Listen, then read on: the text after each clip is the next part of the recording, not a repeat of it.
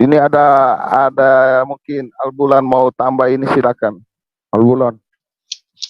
Ya, sebenarnya teman-teman udah jelas tadi, udah jelas kok. Cuma Pak Rahmat tadi saya lihat ya, dia mungkin melihat kitab suci itu sebagai kitab yang mengajarkan tentang moral-moral. Tetapi kalau kita bertanya kepada diri kita sendiri ya, mengapa ya? Dalam satu kitab itu terdapat standar ganda. Misalnya ya, seorang pemimpin itu ya, seorang panutan itu bisa mengawini sebanyak mungkin istrinya. Kemudian umatnya cuma dibataskan kepada 4. Jadi sebenarnya saya pun agak bingung ya. Jika benar ini adalah satu kitab yang mengajarkan tentang moral-moral yang baik, standar moral yang baik. Jadi ngapain ya panutannya? Nggak apa-apa, kamu bisa kawin mau 1 orang, 2 orang, 3 orang, tidak terkira, itu terserah. Tetapi yang umatnya cuma dibataskan kepada 4 orang aja. Itu gimana ya? Saya tidak paham. Kemudian persoalan kedua di sini ya. Begini, Bang Bulanda. Ya, silakan. Itu menurut pendapat saudara kami, itu merupakan hak istimewa yang diberikan kepada Allah, kepada Baginda. Jadi kepada umatnya tidak boleh, tetapi bagi beliau merupakan hak keistimewaan. Karena saking cintanya Allah kepada Baginda. Itu menurut jawabannya. Oh, jadi karena Allah itu mencintai pesuruhnya, istilahnya pesuruhnya ya. Lalu dia mengizinkan pesuruhnya itu mengawini sebanyak mungkin istri. Jadi menurut saya lah, saya masih bingung nih. Gimana sih? Jadi kita harus paham ya. Si pesuruh itu ketika menjadi pesuruh, ketika dilantik menjadi pesuruh umurnya udah 40. Kemudian dia hidup lagi 23 tahun ya. Ketika itu usianya pun udah lewat, udah lanjut. Jadi saya tidak tahu apa misinya ya. Seorang yang udah mencapai level kakek-kakek ya, masih lagi diizinkan mengawini wanita. Sedangkan terdapat lagi pemuda-pemuda, orang-orang muda yang sebenarnya bisa mengawini perempuan-perempuan yang diberikan kepada itu pesuruh itu. Saya bingung lah di situ. Kalau Alah, Al-Bulan bilang aja lu ngiri, satu pun nggak dapat kalau lu. Ya iri lah. Ya makanya. Yang soalnya boleh nikah sebanyak-banyaknya, lu satu aja belum. Bang Bulanda. Ya bro. Kalau saya baca Asbabul Nuzul At-Tahrim 15 ini, saya juga bertanya-tanya. Pertanyaan saya, siapakah Allah SWT? Kalau kita lihat Asbabul Nuzulnya. Kan begitu tertangkap basah, titik-titik, kan baru turun ayat pembelaan. Ini saya juga benar Bapak, logika Bapak jalan. Makanya ada yang makanya ini saudara kami yang lain menjelaskan, kalau saya kurang begitu pinter. Makanya saya kesini. Kalau menurut saya Bapak ini 10 kali lebih pintar dari mereka. Minta maaf ya. Udah buka topik baru aja sih. Slayer mana Slayer? Apa yang buka topik baru tuh di tempatku mati itu. Ini selesai Bu, sahabat itu udah 7 jam. Ini kan istirahat dulu sebentar, belum buka topik. Oh, iklan. Oke. Nanti ya Pak Billy itu ada apa Bang Fahmi. Jadi aku mau bicara sedikit dong bro. Oke, silakan Pak. Aku mau share screen, nggak bisa ini. Bikin host dong. Oh itu host itu saya nggak. Siapa tuh? Erwin. Tadi aku udah sempat duluan. Domba satu aja nih. Domba yang mana yang mau dikohosin Domba? Banyak sharing dikit aja ini sama Bapak tadi. Aku nggak tahu yang mana punyaku. Dua-duanya aja. Satunya itu pasti mute. Satunya pasti mute, nggak pernah bicara. Yang satunya laptop. Yang laptop itu ini. Pak. Mulai Pak acaranya Pak. Saya mau nanya doang Pak. Sebentar. Tadi saya nunggu doang sih. Sebentar ya. Oh, iya. Jadi ini Pak Rama ya. Kalau kitab Taurat itu kan ditulis Musa tahun 1445 sebelum Masehi. Kemudian ada kitab para nabi mulai dari Yosua sampai dengan Maliaki itu 1375 sampai 500 sebelum Masehi. Kemudian ada kitab Injil dan kitab para rasul itu ditulis tahun 40 ke 70 Masehi. Kemudian Quran ditulis pada abad ke-7 ya. Tetapi ini baru dikodifikasi oleh para sekolah muslim tahun 1924 di Kairo, Mesir. Yang saya sampaikan sama Bapak untuk perenungan aja ya. Kitab Injil dengan kitab para rasul itu sejak gereja ada, sejak zaman Yesus atau sejak kitab ini ditulis, itu disatukan dengan kitab Taurat dan kitab para nabi, Pak. Dan sampai sekarang ini semua disatukan, dijadikan jadi satu kitab, digabungkan, Pak. Dan apa yang ada di dalam APL ini digenapi, disempurnakan di dalam Kristus. Dan inti beritanya di sini semua itu tentang Yesus ini. Jadi kitab PL dan kitab PB itu berpusat kepada Yesus Kristus ini. Tetapi kemudian datang kitab Quran tahun abad ke-7 ya, mengatakan bahwa suaranya kurang bagus, Udah, itu udah maksimal. Netizen ngomong. Iya, yang penting masih mengerti. Nanti tunggu dulu lagi apa ini. Jadi ini dia kitabnya. Pertanyaannya gini, Pak. Kalau di kitab yang abad ke-7 ini menyatakan sesuatu yang salah dengan apa yang ada di kitab Taurat dan kitab para rasul, pertanyaannya, kemana aja Allah selama hampir 700 tahun? Kenapa baru dikonfirmasi? Karena kitab-kitab yang PL ini semua masih utuh, Pak. Manuskripnya juga masih lengkap. Ada puluhan ribu manuskrip Alkitab kita. Ada sekitar 25.000 manuskripnya. Dan ketika 25.000 manuskrip itu semua saling satu yang lain saling melengkapi, Pak. Dan di sini berbicara tentang apa yang Allah kerjakan, apa yang Allah rencanakan, yang berpuncak pada pribadi Yesus sendiri. Tetapi datang kitab Quran ini, ada banyak di sini berita ketika disandingkan dengan apa yang ada di sini, itu bertentangan. Tetapi memang diklaim bahwa kitab Quran ini sempurna, tetapi pertanyaannya, kesempurnaannya di mana? Contoh, di dalam kitab Quran, menurut teman-teman yang mempelajari Quran, hanya satu nama wanita, yaitu Siti Maryam. Yang lain tidak. Bagaimana kita bisa mengenal contoh Abraham, istrinya berapa, ya, atau mengenal Adam, istrinya siapa? Kalau hanya berpatokan kepada Quran itu tidak bisa. Kalau kita mau kaitkan Quran dengan hadis itu kan ratusan tahun setelah Quran ditulis. Berarti Quran ini bagaimana dipahami sebelum ada hadis? Karena hadis baru datang sekitar 100 atau 200 tahun setelah Quran. Ya ini perenungan sejarah saja buat Pak Rahman dan buat kawan-kawan muslim di situ. Kalau kitab Kristen ini jelas sudah berbicara tentang Yesus, berbicara tentang tokoh-tokoh Alkitab semuanya. Tapi kalau kita baca di Quran ini berbeda, Pak. Bahkan tadi Bapak mengatakan itu bertentangan. Kalau saya katakan bertempur, Pak. Nah, ini saja perenungan. Kalau berbicara sejarah, saya kasih analoginya gini, Pak. Kalau berbicara sejarah Pak Soekarno, maka saya akan pegang apa yang dituliskan oleh Ibu Megawati. Saya tidak akan percaya dengan apa yang dituliskan Domba kalau itu tidak sesuai dengan apa yang disampaikan oleh Ibu Mega. Kenapa? Karena Ibu Mega itu anaknya langsung hidup bersama dengan orang tuanya. Kalau Domba, dia tinggal di mana nggak tahu, lahirnya juga baru di zaman sekarang. Nah, di situ sama seperti kalau orang Amerika cerita tentang Amerika, saya percaya. Tapi kalau si Domba ini cerita tentang Amerika, nggak pernah dia ke Amerika, nggak ada kenalannya pula orang Amerika. Aku bilang lah, aku lo kau Domba, kau besar aja, aku bilang aja gitu. Tapi kalau orang Amerika, besar di Amerika, dia hidup di sana, dia hidup sejaman dengan sejarah itu, cerita tentang Amerika, maka katakan, mantap, pancen oke. Jadi karena begitu Pak, maka saya katakan, kisah-kisah yang ada di dalam Quran, walaupun dimirip-miripkan dengan apa yang dia kitab, saya tetap pegang Alkitab ini. Karena jaraknya ini Pak, 70 ke abad ke-7 Pak ini. Di sini 70 Masehi udah lengkap, komplit semua ditulis. Tapi di sini baru datang abad ke-7, 600 berapa gitu.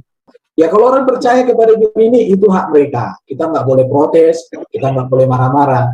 Tetapi nggak mungkinlah ini menjadi acuan kita. Karena baru pertanyaan-pertanyaan contoh. Kenapa kitab Quran ini tidak berani menyandingkan atau menyatukan dengan kitab-kitab terdahulu? Beda dengan Kristen menyatukan dengan kitab-kitab terdahulu, Pak. Kitab Taurat, kitab Jabur, kitab para nabi itu disatukan. Kenapa? Karena kita tidak takut. Kita nggak pernah mengatakan kita Taurat palsu, enggak. Justru di dalam Taurat itulah kita mengenal siapa Yesus, Pak. Karena di dalam Taurat itu berbicara tentang nubuatan akan kedatangan Yesus sebagai Mesias, sebagai Raja Penyelamat.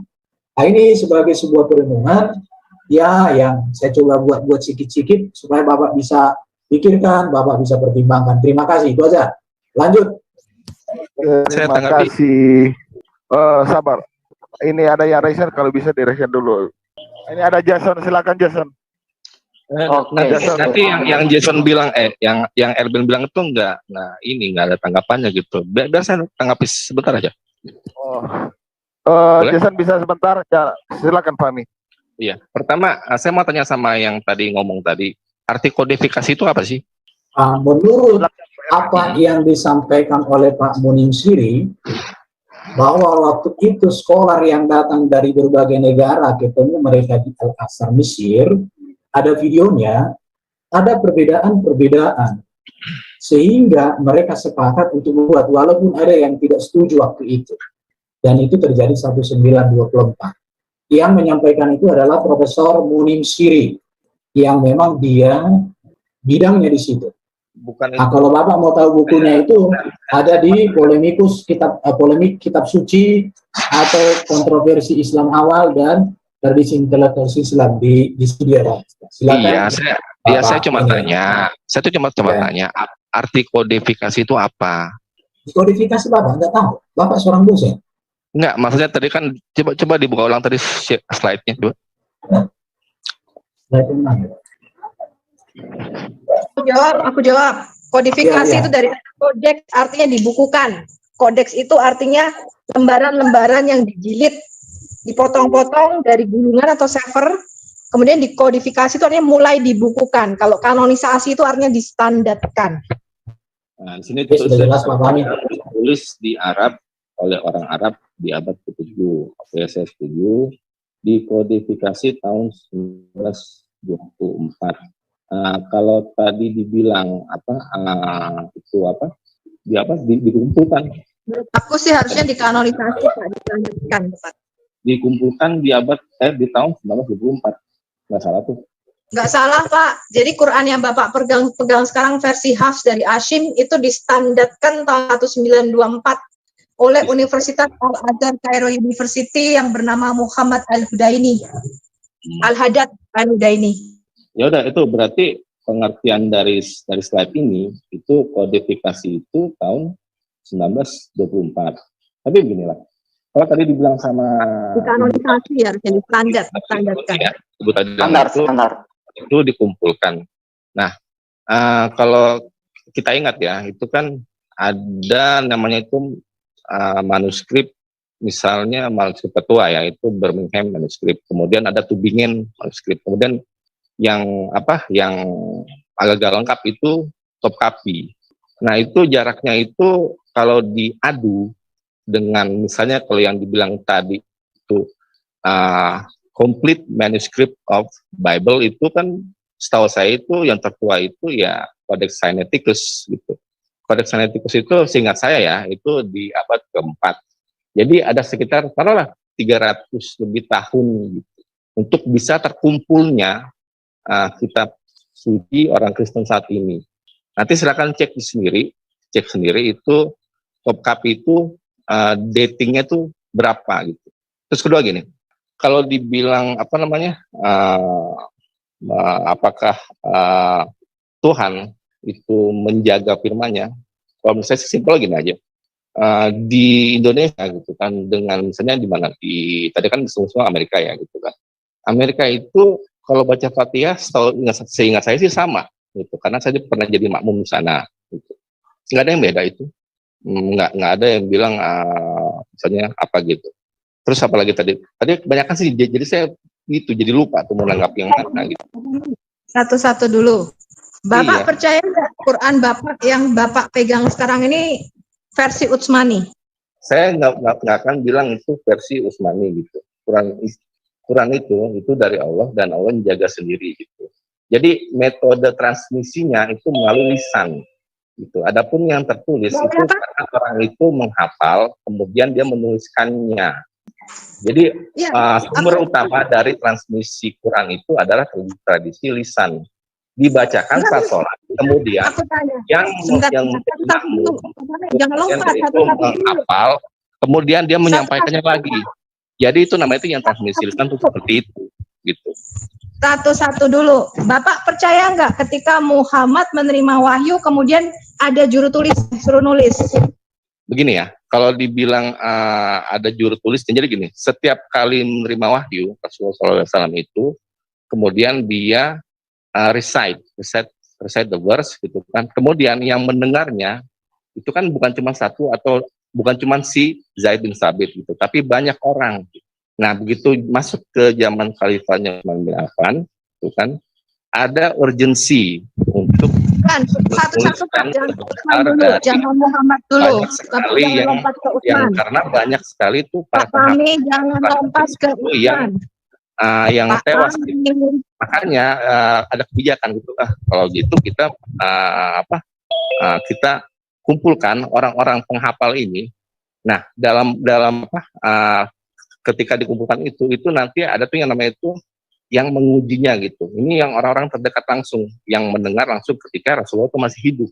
Nah, gitu. Jadi kalau ada tuh yang yang tidak sama. Pak Fahmi jangan loncat dulu ke Utsman. Saya mau tanya zaman Muhammad. Ketika beliau menerima wahyu, ulama Anda menyatakan ada sekitar 40 orang juru tulis Muhammad. Benar apa enggak itu? Begini ya, kalau misalnya kan tadi kan saya mau tanggapi gitu. Kalau mau dengar ya monggo. Cuma kalau nggak mau dengar ya nggak apa-apa. Saya nggak maksa juga sih. Ya. Ini gimana sih Pak Fahmi nih? Saya bertanya jangan ke zaman Utsman. Anda tuh yang nggak mau dengar, Pak. Saya kan cuma tanggapi. Anda merocos. Gitu. Saya tanya, jangan ke Utsman bin Affan dulu. Sebentar, jangan ke Utsman bin Affan. Kita tracking satu-satu dari zaman Muhammad. Ulama Anda menyatakan setiap kali Muhammad menerima wahyu, ada juru tulisnya yang menulis. Ada sekitar 40 orang. Betul apa tidak? Sekarang ini saya cuma mau tanggapi apa yang dari Erbil saja gitu. Karena ini kan buat pengetahuan kita bersama di sini, gitu ya. Enggak, saya mau tes apakah benar Quran ini terjaga, titik komanya tidak berubah sampai selafaz-lafaznya. Malam begini gitu. Apa? Bapak ngomong apa? Itu nggak bisa nyampein ya, ngapain di sini gitu kan? Loh, saya tanya, kita mau tes ya. Muslim mengatakan Quran terjaga. Ini ya, turun dari Allah. Saya mau tanya, benarkah pada zaman Muhammad ketika Muhammad terima wahyu ada yang nulis, Pak? Ada juru tulisnya?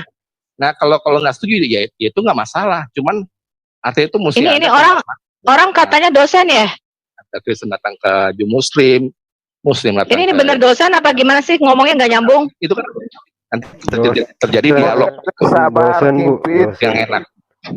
Kimpin, saya mau nanya apa Kimpin mau menanggapi pertanyaan Ibu Sofi atau tidak? Nah, karena kemungkinan juga Ibu Sofi harus mengerti bahwa Kimpin mungkin tidak bisa menjawab karena mungkin dia tidak punya ilmu sampai ke situ. Begitu kan Kimpin? Kenapa? Saya kan nggak ngaku. Saya tuh tahu sekali. Enggak, saya mau nanya aja dulu. Kimpin mau menanggapi pertanyaan Ibu Sofi. Ini kan kita kan mau dialog nih, ya kan? Bukan istilahnya itu mau menang-menangan bagaimana gitu. Oke. Ini aneh. Orang gua nanya, dia menang-menangan nih aneh. Ya, sabar. Pak Fahmi. Tanggapi gitu. Al-Bulan sebentar, Al-Bulan. Oke. Jadi begini Kimpin, Anda memang tidak mau menjawab pertanyaan Bu Sofi, begitu kan? Selesai. Oke, mungkin ada pertanyaan lain dari Al-Bulan, silakan Al-Bulan. Pak Fahmi, ini saya jadikan buku ini sebagai referensi ya. The Quran in its historical context ya. Ini dalam redaksi ini ya, ada nama-nama orang Muslim ya. Saya nggak tipu. Ini. Bisa share screen nggak? Saya sudah share screen kan. Jadi ini ya orang Muslim sendiri pun ada ya dalam ini ya, contributors ya. Ada Sulaiman Murad, kemudian Gabriel Said Reynolds, Abdul Masih Saadi, ya, Samir Halil Samir. Jadi. Wah, ini profesor semua ya? Ya, saya to the point aja ya. Karena apa yang profesor sejarah. Ya, karena apa yang Bapak ngomong tadi ya, saya rasa tidak begitu akurat ya faktanya. Oke, terus saya mau tunjukkan ini ya. Oke, on the ship, kerana Bapak, saya rasa Bapak tadi bilang pernah ke Amerika kan, pasti bisa bahasa Inggris kan. Oke, jadi on the ship of the Quran, the common belief that Quran has a single unambiguous reading is due in part to the bravado of translators who rarely express doubt about their choices. Oke, jadi ini hanya berdasarkan iman ya, ayat ni ya, kalimat ini. Okay. Yet it is above all due to the terrific success of the standard Egyptian edition of the Quran first published on July the 10, 1924. Tapi kenyataannya di sini ya, Quran yang distandarkan ya pada hari ini kerana jasanya kerana standard Cairo yang telah diterbitkan pada bulan Juli tanggal 10 tahun 1924 ya. Okey, terus kita baca lagi ya Pak. Siapa yang milih, sebentar, siapa yang milih Quran versi khas itu? Muhammad Al-Husaini Al-Haddad. Ya, benar ini. The common belief that the Quran as a Pak, single belum keluar lagi Pak. reading in part of the bravado of translators who rarely express doubt about their choices. Yet in above all, due to the terrific success of the standard edition of the Quran first published on July 10.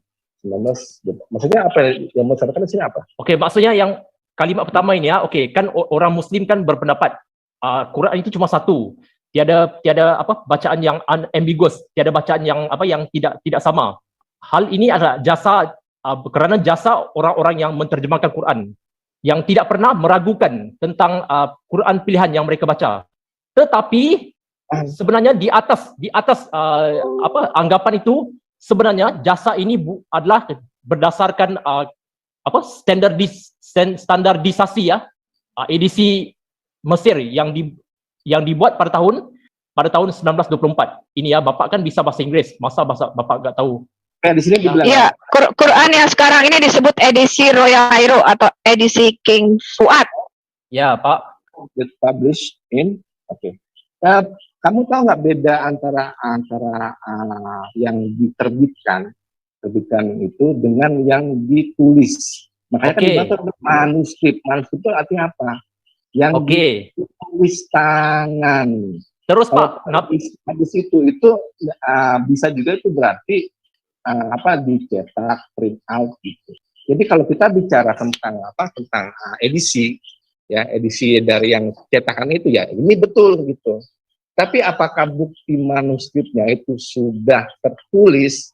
Itu makanya tadi saya bawa itu kita adu gitu antara Codex Sinaiticus dengan Topapi lah misalnya. Itu mana yang lebih dekat ke sumbernya gitu. Oke, Pak, saya tanggapi ya Pak. Ya, baca lagi Pak. Oke. Itu benar-benar saja. Jadi kalau mau dibilang itu dipublikasikan, diterbitkan menurut dari orang Mesir, ya itu nggak apa-apa. Itu saya nggak menyangkal gitu. Tapi kan intinya kan ini apakah tulisan manuskrip, tulisan Quran ya, kitab suci ya antara suci Islam dengan kitab suci Kristen itu ya kan yang lebih dekat ke sumbernya itu yang mana gitu. Oke, Pak. Kalian bisa tahu lah gitu. Jadi saya nggak menyangkal ini ya ini kan yang diterbitkan gitu. Nggak apa-apa.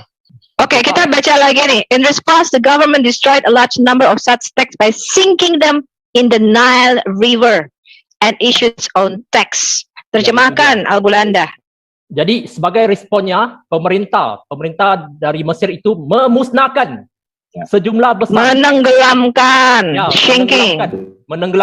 menenggelamkan sejumlah besar teks itu ke dalam sungai Nil dan mengeluarkan teksnya sendiri. Ini gimana Pak?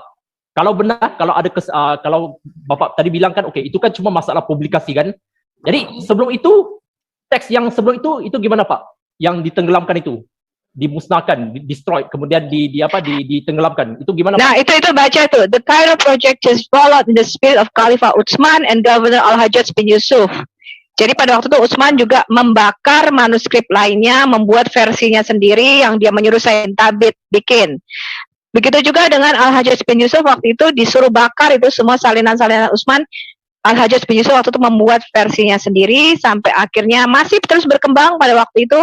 Kemudian ada 7 qiraat yang dikanonisasi oleh Al-Mujahid, ditambahkan 3 oleh Al-Jazari, tetapi karena masih berkembang menjadi 50 atau 30 bacaan, kemudian disatukan kembali oleh Al-Azhar Universitas Kairo menjadi bacaan Quran versi Hafs atau edisi Royal Kairo 1924. Ya, benar Bu. Ya. Kemudian di sini ya. Oke, Tunggu when dong, the scholars. Saya dulu. Oke.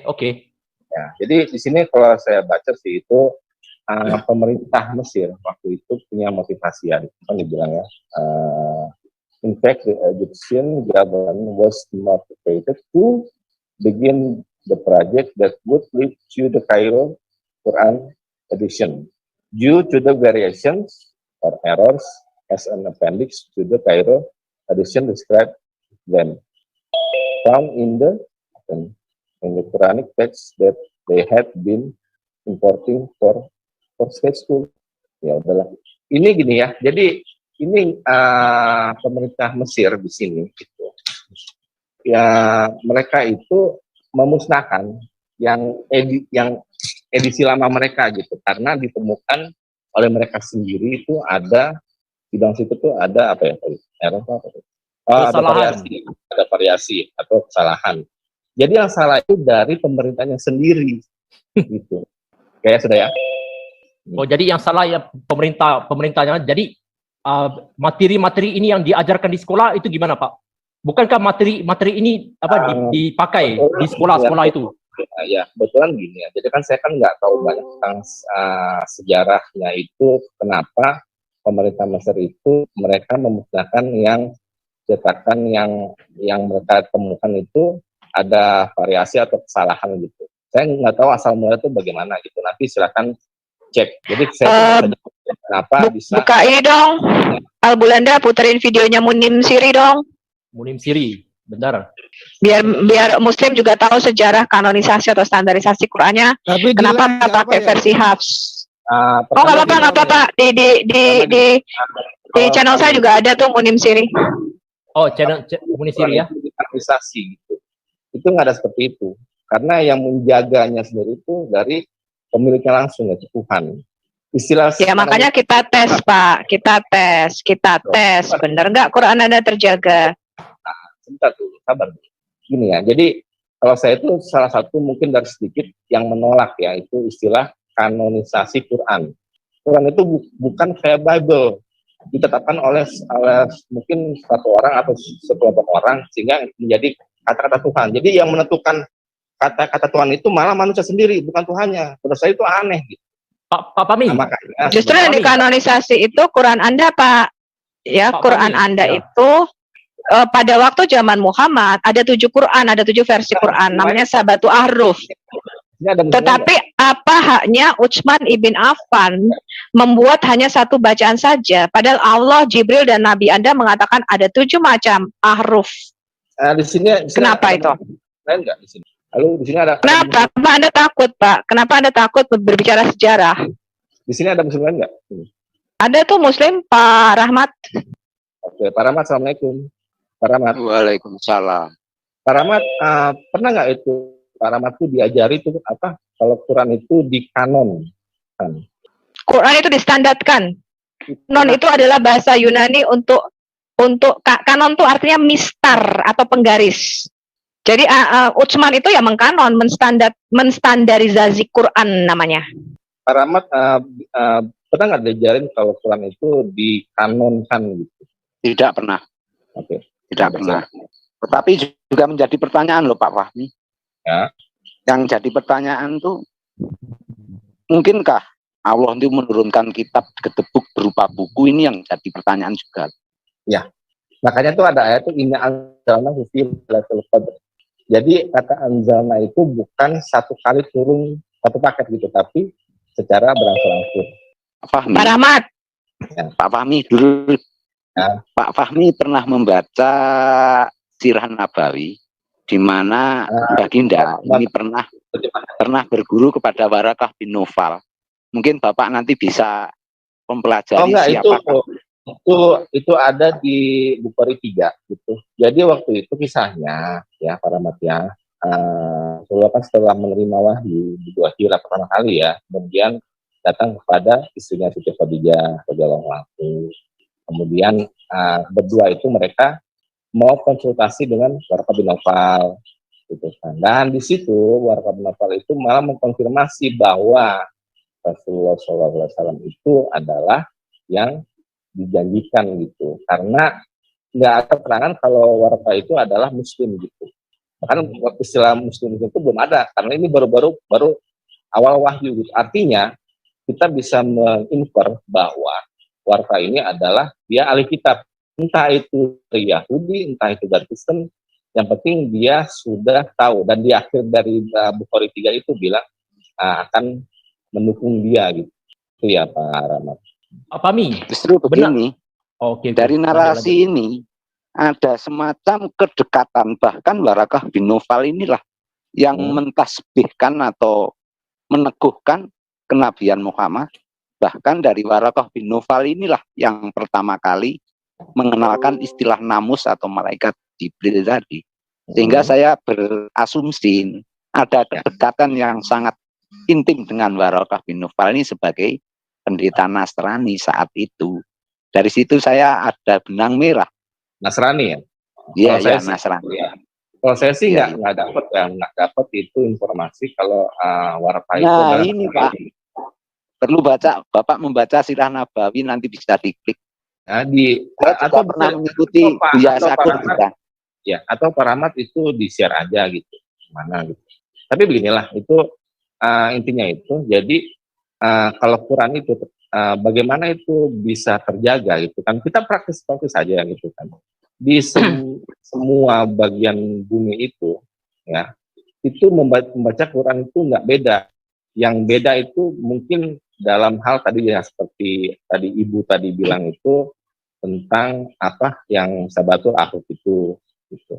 Nah itu bisa terus terang kalau saya itu nggak tahu mendalami itu, tapi ada, saya bisa nanti kasih nama-nama orang itu yang mendalami ini gitu. Dan itu akan bisa lebih menjelaskan tentang Sabatul Ahruf itu. Tapi ginilah, kenapa itu ada 7 macam itu kan? Di hadis itu dibilang itu kan ketika Jibril alaihissalam itu datang menyampaikan wahyu pada Rasulullah SAW itu kan, Rasulullah itu membaca sampai ke-7 kali. Nah, pas di 7 kali itu baru dihentikan. Gitu.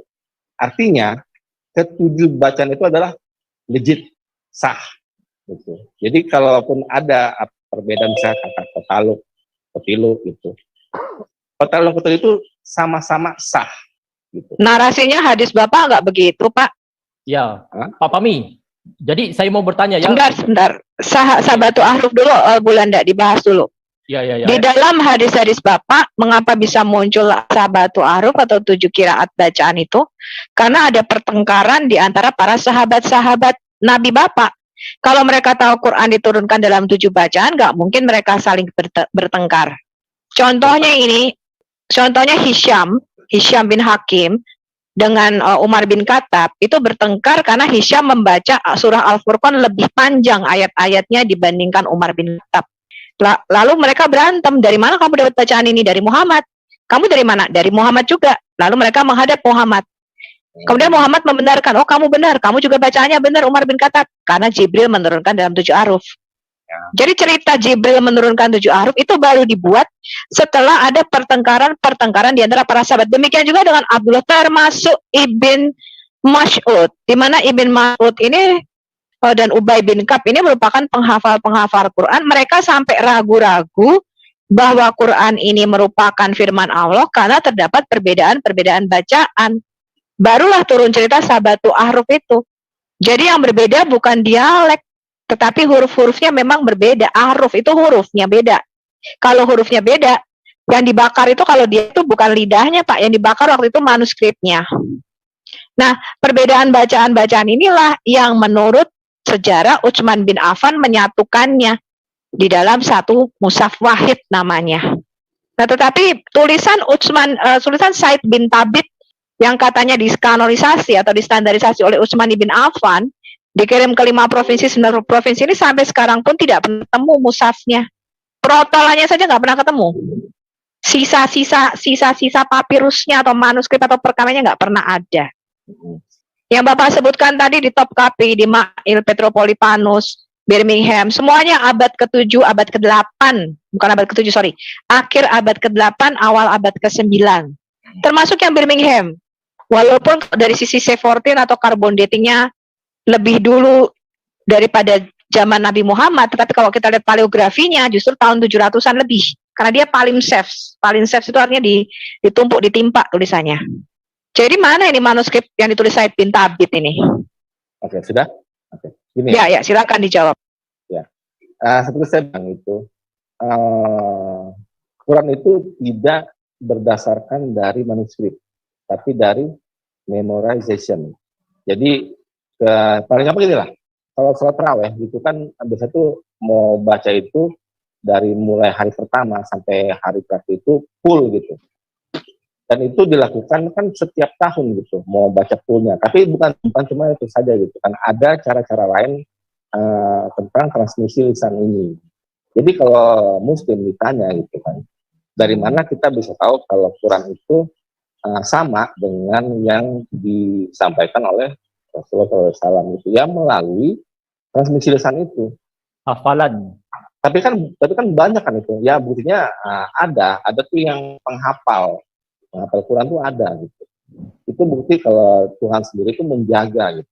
Menjaga Quran itu supaya nggak ada yang, kalaupun sekarang ini ya, sekarang tanggal 20 Maret 2022 itu semua salinan dari Quran itu dimusnahkan, kita masih bisa merekonstruksi lagi dari apa? Dari para pengelola ini. Oke, Ibu Sufi, kasih kesempatan saya. Itu hanya kasih kesempatannya. bro. Kami bertanya. Oke. Boleh saya bertanya? Yang mau bandingkan ke Bible gitu kan, bisa nggak itu? Ya, kita nanti bandingkan satu-satu. Kita cek dulu. Silakan Al Bulanda dulu, baru nanti gantian. Oke. Tahu kan banyak sekali versi Pak Pami ya. Bible itu sendiri. Ya kan? Oke, Pak Pami tadi keywordnya King James, RSV, Nabre, NSB dan sebagainya gitu. Oke, jadi Pak Pami, bentar. Versi itu kan berbeda-beda gitu. Pak Pami tadi kan bilang tentang apa? Penghafalan kan? Nanti kalau misalnya itu ada, itu kan kalau misalkan ada bencana apa gitu kan, sehingga yang tercetak ini Bible itu pemusnah sementara lagi misalkan. Oke, bisa nggak Pak Pami direkonstruksi lagi gitu? Seperti Pak Pami seperti yang kalau dari Quran itu lakukan. Saya mau cium. Pak Pami tadi kan bilang Quran itu dijaga melalui penghafalan kan? Oke, Ya. ini ya ada ayat Quran ya, surah Al-Baqarah ayat 106. Terus ya kalau kita lihat ke asbabul nuzulnya ya. Oke, ini dari Risalah Muslim ya, ini bukan web buatan kafir ya, buatan orang Muslim sendiri. Oke, ini saya baca ya, asbabun nuzul artinya sebab-sebab diturunkannya surat Al-Baqarah ayat 106. Oke, Ibnu Abu Hatim meriwayatkan dari jalan Ikrimah dari Ibnu Abbas, ia berkata, terkadang wahyu turun kepada Nabi pada waktu malam, lalu beliau lupa di waktu siang. Maka Allah menurunkan ayat 106 ini. Jadi di sini ya, sekiranya Nabi itu sendiri bisa lupa pada wahyu, apakah jaminan Muslim yang ada pada hari ini benar-benar menghafal apa yang terjaga dari Allah itu, sedangkan nabinya aja lupa ayat. Jadi apa jaminan bahwa apa yang kalian hafal itu benar? Ya itu aja Pak. Ya. Di situ disebutkan nggak itu lupa selama-lamanya? Apa bedanya Pak? Ini kan dibilang terkadang waktu turun kepada Nabi pada waktu malam, lalu beliau lupa di waktu siang. Jadi kalau Nabi pun bisa lupa pada ayat. Apalagi ya umat, saya percaya memang ada yang bisa menghafal Quran, tapi apakah yang mereka hafal itu benar-benar terjaga? Sedangkan nabinya sendiri aja lupa ayat. Itu gimana Pak? Saya masih bingung ini. Makanya di situ bisa itu lupa selama-lamanya nggak? Ya, itu mau lupa selama-lamanya Jadi kalau Bapak bilang dia tidak lupa selama-lamanya, bagaimanakah Nabi itu diingat? Siapa yang mengingatkannya? Terus Bapak begini ya. Namanya begini. Waktu begini malam, ya. Pak. Pak, begini ya. Waktu malam, Manusia, waktu malam, manusia Pak, waktu pasti malam. kan ada satu kelemahannya itu kan sifat pelupa, gitu kan. Tapi apakah dia mau lupa seterusnya? Contohnya saya nih, saya lupa naruh kunci motor di mana ya, kunci motor itu kan. Nah, berikutnya gitu kan. Jadi kan saya kalau gitu supaya nggak lupa. Nah, nanti saya mau gantung di sini gitu. Namanya lupa itu wajar, manusiawi. Pak, sedangkan ya, kalau Bapak berpegang kepada hadis ya, sanad aja nggak bisa lupa. Kalau orang ini cepat lupa, orang ini bisa lupa, orang ini nggak bisa terpercaya. Apalagi ini Quran, Pak. Ini Quran aja lupa. Sedangkan hadis. Oke. Al-Bulan kita juga nggak bisa paksakan untuk jawab itu. Yang ya, jelas. Apa-apa, cuma berlogika, Pak. Muhammad aja pernah lupa. Ya, mungkin ini ada tanggapan dari Jason dari tadi, dia angkat tangan belum dapat giliran. Ayo, Oke, silakan. Iya, aduh, kelamaan nih. Saya mau pulang nih. Ini masih di gereja nih. Jadi sebelum saya mau pulang nih ya ke rumah, saya mau memberikan suatu tantangan. Kalau saya sih tantangan daripada debat pusing ya. Begini, ada Pak Pami juga yang lain, rekan-rekan semuanya, rekan-rekan muslim semuanya yang baik-baik ya, yang baik-baik hati semuanya. Yang begitu, yang lagi nonton di channel-channel dimanapun Anda sedang menonton, ini tantangan dari Jason Melvino. Tunjukkan di mana Isa itu hidup, pada zaman mana Isa itu hidup menurut Al-Quran. Kalau ada, saya siap untuk jadi mualaf. Itu aja deh, daripada debat siap. pusing kesana kemari ya. Tunjukkan di zaman mana Isa itu hidup di Al-Quran ya. Silakan. Kalau ada, saya siap jadi mualaf. Gitu aja. Assalamualaikum, bismillahirrahmanirrahim. NKRI tetap jaya. Bineka Tunggal Ika harga mati. Haleluya. Amin. Thank you. Terima kasih, itu pertanyaan yang mungkin belum pernah terjawab sampai detik ini. Ya, silakan Fadila, mungkin ada tanggapan, silakan. Fadila. Ya, shalom semuanya. Assalamualaikum. Ya, udah, Pak. Ya, saya cuma sedikit aja nanya sama si Pak siapa tadi? Pak dosen. Pengen tahu Pak Fahmi. Apakah setiap penghafal itu dia paham isi Al-Qur'an satu. Ya. Kemudian saya pengen tahu juga apakah Al-Qur'an itu berlaku dari waktu turunnya wahyu sampai saat ini. Katanya kan kata Muslim Al-Qur'an itu berlaku untuk sepanjang masa. Dua itu aja. Oke, yang pertama dulu ya. Seingat saya itu nggak disebutkan itu misalkan kalau menuju kota misalkan kota Galilea atau Judea atau misalnya apalagi disebutkan itu seingat saya itu nggak ada disebutkan gitu. Terus kalau tanya itu zaman apa itu gini. Jadi kalau kalau mau ditanya persisnya itu zamannya apa itu gini lah, kan ada sosok figur ya, sosok figur itu yang datang sebagai utusan ke Bani Israel, dan menurut perspektif Islam Isa alaihissalam itu adalah nabi yang terakhir yang diutus untuk Bani Israel gitu. Jadi kalau ditanya jawabannya dalam Quran, saya bilang ya nggak ada gitu. Tapi bisa nggak kita menerima itu sejarah itu kan dari luar keislaman ya gitu kan, yang situ menjelaskan bahwa ada sosok figur bernama Jesus Christ gitu kan, yang berada di daerah Israel lah waktu itu. Itu selama nggak bertentangan, conflicting with the Quran, kalau pribadi saya terima saja gitu ya. Kalau cuman berkenan di mana, kapan ya. Terus yang dari ibu tadi, yang pertama saya lupa tadi apa? Yang ibu tadi Bu Fadila. Oh, saya tanya, apakah setiap penghafal yang sekarang lah ya, yang setelah zaman sekarang itu, ketika dia menghafal, dia mengerti dan paham hafalannya. Itu satu. Yang kedua, apakah benar Al-Quran itu berlaku untuk sepanjang masa sampai saat ini atau yang ke depan? Itu aja, Pak. Ya, pertama ya, kebetulan saya itu bukan hafiz juga. Jadi saya nggak bisa mewakili mereka yang menghafal Quran. Itu pertama. Yang kedua, terjaga gitu. Bukan terjaga, berlaku. Artinya dilakukan juga pada zaman sekarang. Oh, maksudnya itu, paham, gini. Jadi, kalau kita ya, karena kita ini bukan orang yang beragama gitu. Dan kita tuh mempunyai satu set hukum sendiri gitu, set aturan-aturan sendiri gitu kan. Tapi gini, kalau sebagai orang yang beragama, orang yang beriman gitu kan, berarti orang beriman itu berarti percaya kepada Tuhannya gitu, yang menciptakan saya gitu. Berarti bentuk pengakuan dari iman saya itu, saya itu menerima. Maaf, Bapak kok mutar-mutar. Maaf, saya potong dikit. Yang saya tanya. Saya nggak akan menjawab seperti Ibu mau gitu. Jadi, kan saya tanya. Jawabnya kok mutar-mutar. Maksud saya apakah berlaku juga apa yang di dalam Al-Quran sampai saat ini? Jadi kalau Ibu jawabnya jangan muter-muter. Silakan aja Ibu. Apa? Jadi gini ya, sepertinya kalau dia punya pendapat. Sabar. Bukan punya pendapat, ini nggak nyambung pertanyaan saya sama jawabannya. Oke. Yang itu menjawab gitu. Itu namanya. Saya jawab. Bisa nggak jawab? Ya, saya bentar, Pak. Aja. Dari pertanyaan Fadila. Jadi apa yang Fadila tanyakan, coba diulangi Fadila, Ibu Fadila, pertanyaannya Ibu Fadila. Saya bertanya apakah isi dalam Al-Quran itu berlaku untuk sepanjang masa, itu aja, iya atau tidak? Oke, terima kasih. Siapa yang mau jawab? Saya jawab. Oke, saya bertanya sama Bapak dosen kok, kan dosen. Ya, kalau Pak dosennya nggak bisa jawab, bagaimana lagi Bu? Apa Kimpin bisa jawab? Kimpin iya atau tidak? Itu aja dulu, baru penjabaran. Saya aja yang awam, Muslim awam. Sabar.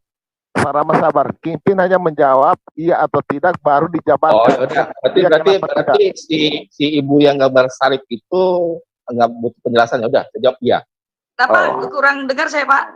Jadi jawabannya Kimpin berlaku sampai selama-lamanya, begitu Bu? Oh ya, boleh saya tanggapi dikit? Oh, silakan Bu. Oke, maaf ya Pak Kingpin ya namanya. Iya. Banyak ayat-ayat, terutama maaf ya, ayat tentang membunuh kafir, tentang berjihad. Ya. Salah satunya At-Taubah, kalau saya nggak salah ya, 29. Ya.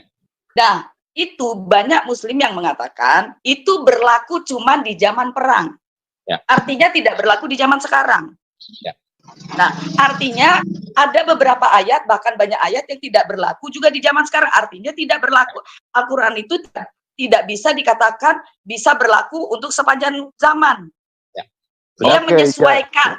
Satu, jadi kedua. Sepertinya Ibu Fadila, yang perlu jadi Al-Quran sepertinya menurut tanggapan muslim yang lain hanya berlaku pada saat itu, berbeda dengan tanggapan dari Kimpin berlaku selamanya. Oke. Sabar. Sebentar Pak, saya mau tanggapi dulu pertanyaan pertama. Bentar, saya bisa. Satu dong. Kimpin, saya sebentar Pak Kimpin, sabar dulu. Oke. Ya, sebentar, saya mau menanggapi pertanyaan yang pertama, yang masalah sabar dulu. Kimpin, sabar. Kalau dulu moderator dulu. Saya belum menanggapi yang masalah pertama, Pak. Masalah penghafal. Karena dia tadi kan bilang kan nggak mau penjelasan. Ini saya mau tanggapi singkat aja gitu. Jadi apakah yang diajarkan di dalam surat Taubah itu tentang apa? Tentang memerangi kafir? Saya jawab singkat aja gini. Kami diajarkan itu untuk membela diri ketika dalam ancaman, ketika diperangi gitu. Itulah cara kami mencapai kedamaian gitu dengan membela diri gitu. Oke. Ya. Pertanyaan nomor kedua, Ibu Fadila mau bertanya berapa pertanyaan ini, Ibu Fadila? Bukan, saya mau menanggapi pertanyaan yang pertama. Dan pertanyaan kedua ini malah tapi boleh kan saya buat itu mirror question ya gitu kan. Saya mau tanya juga tentang Bible gitu ke Ibu nih yang gambar ini. Oke, Bang Fahmi. Boleh kan? Sebentar. Boleh nggak? Bang Fahmi, dengar. Saya tanya dulu, boleh nggak?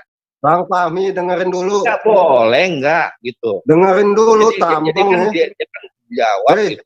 Dia kan tanya. Bang Fahmi, tampung. Makanya saya mau itu dari Bible juga gitu. Kan supaya adil gitu kan. Yang kenapa kamu gitu bahasanya, Pia?